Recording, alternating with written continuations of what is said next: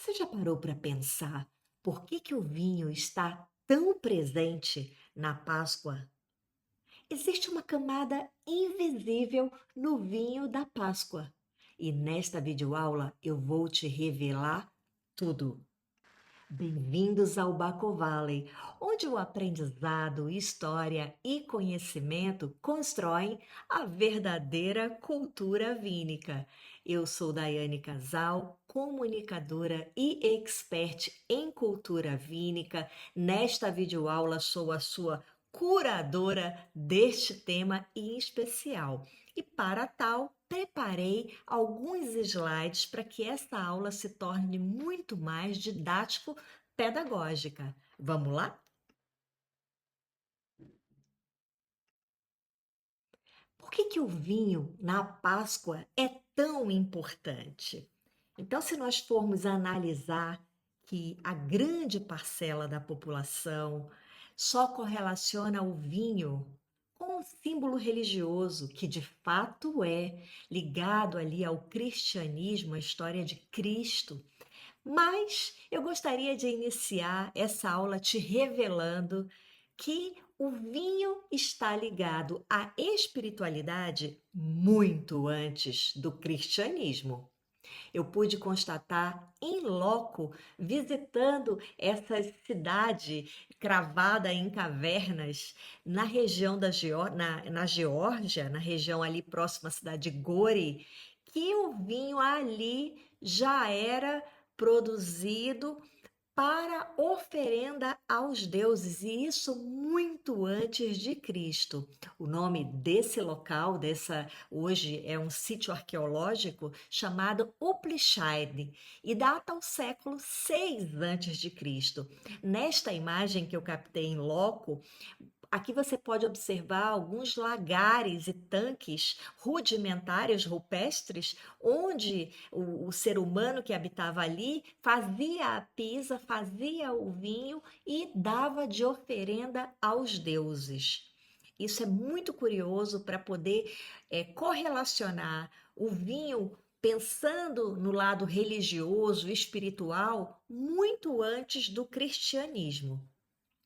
Um outro exemplo histórico, ao qual até compartilho muito no meu livro, é sobre os povos sumérios, que ali no primeiro achado que se tem notícia da escrita humana, escrita pela maneira cuneiforme, e não sei se todos conhecem, mas cuneiforme por causa da ferramenta que era utilizada em formato de cunha. Então, era exatamente esses detalhes aqui que vocês estão vendo, e foram encontrados, datando 4.000 anos antes de Cristo, é, é a epopeia que ficou conhecida como a epopeia do rei Gilgamesh. Na verdade, são tabuletas de argila fragmentadas, são vários fragmentos que foram achando, e quando foram se debruçar na leitura dessas tabuletas, ali estava escrito, dentre tantas coisas, que o vinho fazia ali parte de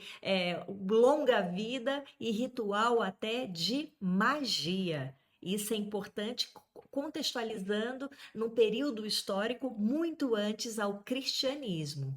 Depois, nos povos egípcios, ao qual foram encontrados em achados arqueológicos datando de 4.000 a 3.500 a.C., resquícios de vites. E depois, a primeira dinastia que se tem notícia data 3.100 a.C. E como todos que já leram a história do Egito e que conhecem o contexto vínico também, conseguem perceber que a correlação muito antes do cristianismo, há oferendas, né? Ali eram preparados ao que a história conta, que nessas pirâmides eram os sarcófagos dos faraós, e sempre ali estava vinho também, além de muitos outros objetos valiosos, e também do uso do dia a dia, porque eles acreditavam que após a morte eles iriam acordar em outro contexto e precisavam ali dos seus objetos, dos seus utensílios e do vinho também para essa nova vida. E aí tem um mundo de informações sobre isso, não é o foco dessa aula, mas só contextualizando que também os egípcios, antes de Cristo, muito antes de Cristo, também já tinham o vinho com o lado da espiritualidade, da religiosidade. E eu visitei também navegando o Nilo, numa cidade chamada Comombo, onde existem múmias, porque eles tinham ali os crocodilos como deuses. Então, tinham muitos. Nessa cidade, nós podemos visitar num local específico, visualizar diversos jacarés, crocodilos mumificados. E ao lado deles, ali, as ânforas com vinho, mostrando também a correlação da figura sagrada, né, espiritual do vinho dentro desse contexto desses povos todos. A Páscoa, o que se tem hoje de uso da Páscoa cristã, ela na verdade antecede ali, ela segue ali meio que uma tradição dos ritos judaico-cristãos, do Seder do Peshá.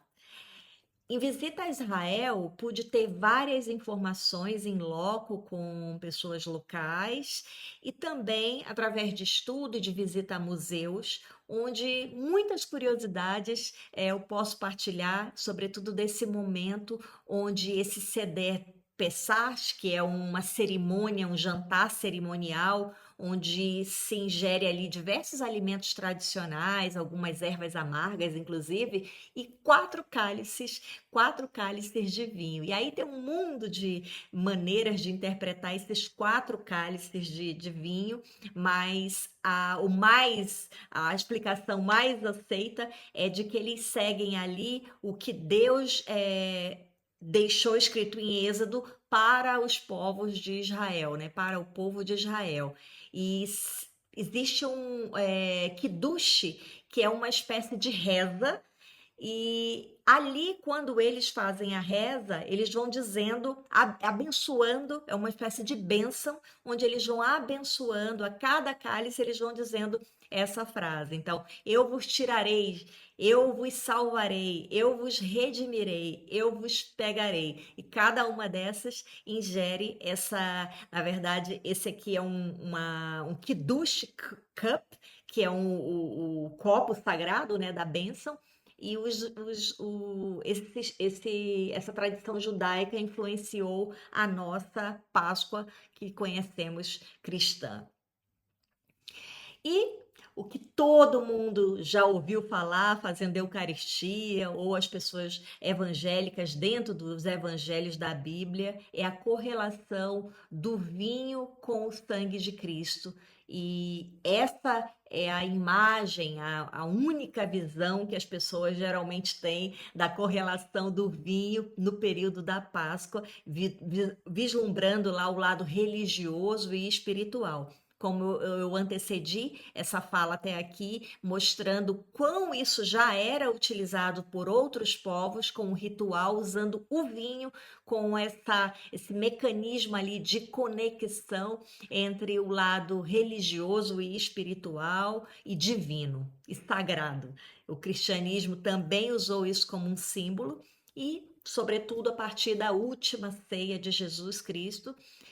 Uma outra informação curiosa que eu gostaria de deixar aqui para vocês é que a gente, quando vê a Santa Ceia pintada de Leonardo da Vinci e de tantos outros artistas que retrataram essa cena de Cristo, sempre está ali à mesa. Eu, em visita em loco, no local onde supostamente Jesus fez a última ceia, lá foi dito pelas pessoas locais, ao qual são historiadores do local, de que a Santa Ceia não foi feita numa mesa, e sim todos sentados. Então eu tive nesse local onde, teoricamente, ali, ao que indicaram, foi feito ali a última ceia, onde Jesus fez essa analogia, né, essa comparação, essa devoção ali ao líquido sagrado e milenar, o vinho, deixando ali vários.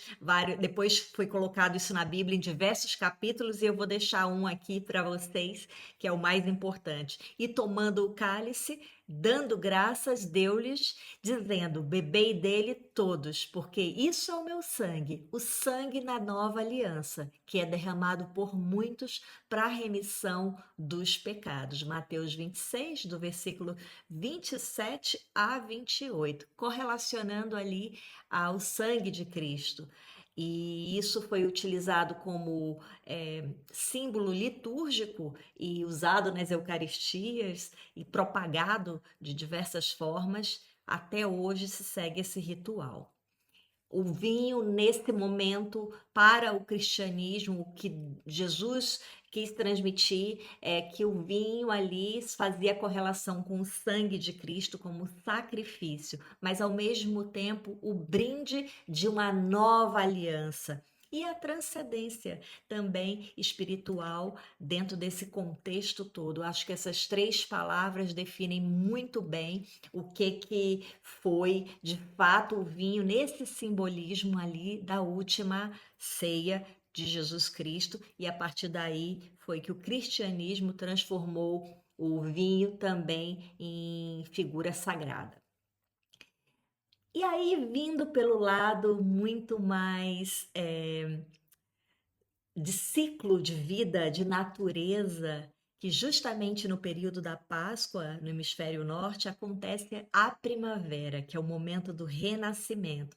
E fazendo uma correlação com a vitivinífera, que nesse momento ocorre o abrolhamento e inicia-se um novo ciclo desse renascimento, desse despertar novamente depois de um momento de latência. E essa analogia também a gente pode sair do cálice de Cristo e também fazer para essa planta sagrada que é a vitivinífera. Aqui tem um exemplo muito bonito e muito detalhado dos primeiros indícios do primeiro abrolhar, literalmente.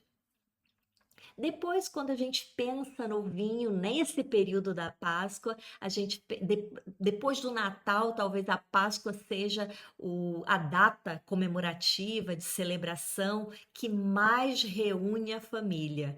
E nesse aspecto, a gente pode correlacionar o vinho também com a sua importância social, sobretudo de juntar a família ali em volta da mesa para partilhar uma refeição e assim também poder congregar dessa cultura milenar que tanto está viva e presente ainda até agora no século XXI. Analisando por aspectos econômicos da sazonalidade do período, podemos observar um incremento de venda de vinhos premium, vinhos com qualidade superior.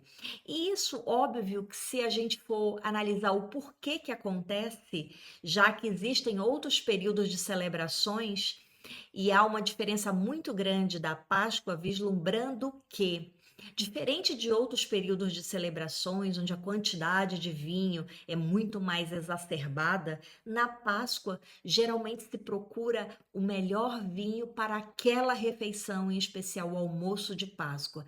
E aí a gente vê essa sazonalidade, onde produtores, onde empresas que trabalham com venda de vinho mais qualitativos tem um incremento maior na venda e, sobretudo, quando tem ali a perspicácia de aproveitar a data, o período, para fazer as chamadas de ações aos consumidores para tal, mostrando ali, evidenciando as suas melhores pérolas, seus melhores produtos, seus melhores vinhos, contando as histórias dos produtores, das próprias garrafas, dos próprios rótulos em si que estão vendendo, e assim poder ali fazer um intercâmbio entre o consumidor e quem produz, levando grandes vinhos para a mesa de Páscoa também.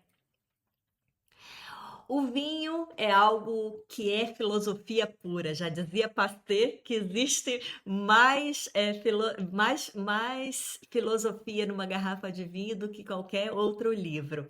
E na Páscoa é a mesma coisa. Hoje eu partilhei não sei quando que essa aula vai para o ar, acho que talvez amanhã, mas partilhei das minhas redes um Filosofando com Baco, que é um quadro que eu criei para as minhas redes, ao qual eu vou praticamente uma vez por semana, às vezes um pouquinho mais, mas em modo geral é uma vez por semana, onde eu partilho insights de pensamento meus e de outras pessoas também que eu acho interessantes, frases que correlacionem a cultura vínica, o vinho e tudo dentro desse contexto. E eu queria partilhar com vocês esse Filosofando com Baco em especial, mostrando também esse aspecto filosófico ao qual o vinho está presente também na Páscoa. O ritual do vinho na Páscoa transcende o simples degustar. Ele é um elixir divino, de sabedoria, que nos permite decifrar os mistérios da existência e brindarmos a capacidade humana de renascer, de florescer como as videiras no período da primavera. Seguindo, temos aí também o aspecto cultural do alimento em mesa. E quando a gente fala do prato de Páscoa, existe uma série de variações, dependendo de aonde você está no mundo, de que tradições você convive e congrega. Mas, por exemplo, eu sou da Amazônia, na minha região, geralmente nesse período, os peixes é que estão em alta, devido ao nosso rio Amazonas, a quantidade de peixe é enorme, muito variados, mas, sobretudo, o pirarucu e o tambaqui é muito consumido na Páscoa. Já a cultura judaica está muito presente de consumir o carneiro, o cordeiro, de diversas formas, em paleta, em costeleta, enfim, de diversos pratos feitos com esse tipo de proteína. Aqui em Portugal, de onde eu gravo esse vídeo para vocês, o hábito cultural é mais um motivo para comer bacalhau. Então, esse é o hábito da Páscoa, de consumir bacalhau. E vale lembrar que no Brasil, como o Brasil é enorme, é continental e cada região tem as suas particularidades, mas de modo geral, na época da Páscoa também é consumido muito bacalhau no Brasil, por influência, como é óbvio, da nossa cultura ali portuguesa, dos nossos colonizadores. Queria finalizar aqui mostrando o quanto o vinho também faz parte dessa cultura alimentar e também nessas épocas de celebrações, como a própria Páscoa. E gostaria de finalizar esse vídeo, já que você chegou até aqui, te dando um presente. E para tal, você tem que ter também uma ação. E qual é a ação? Primeiro, se gostou desse conteúdo, curte, compartilha e depois se inscreve no canal. No Instagram do Baco Valley, baco.valley, você vai ter lá um ícone no link da bio que te direciona para a comunidade do canal. E por que que eu estou pedindo para você fazer essa ação? Se for do seu interesse, porque lá eu deixei um presente para você, que é o método Baco Valley de harmonização. Então, a arte e a filosofia de harmonizar. A cada videoaula dentro do canal Baco Valley, sempre a comunidade recebe materiais específicos e com exclusividade para os membros da comunidade. E esse material aqui você pode encontrar lá. Se você tiver interesse em participar do canal, é só ir lá no link da bio e acessar o seu convite. No mais, queria finalizar convidando você, se você tem interesse em crescer no assunto cultura vínica, te convido a acessar o blog daianecasal.com. Por lá eu partilho para o mundo de Baco inúmeros assuntos de interesses para o crescimento da cultura vínica. E por aqui eu me despeço, te aguardo aqui na próxima aula. Até já! Tchau, tchau!